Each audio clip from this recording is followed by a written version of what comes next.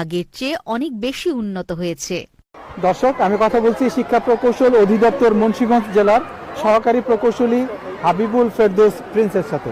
জানতে চাইবো, আপনারা এই যে নান্দনিক ভবনগুলো নির্মাণ করছেন, এই ভবনগুলোর কাজের গুণগত মান নিশ্চিত করেন কিভাবে? ধন্যবাদ। এই ভবনের গুণগত মান নিশ্চিত করার জন্য নির্মাণ কাজ চলাকালীন আমরা বারংবার এখানে পর্যবেক্ষণে আসি।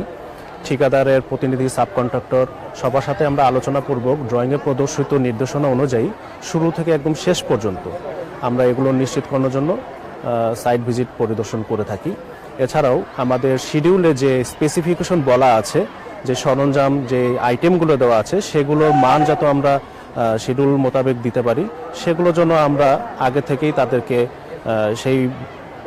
সেইভাবে আমরা তাদেরকে নির্দেশনা দিয়ে রাখি।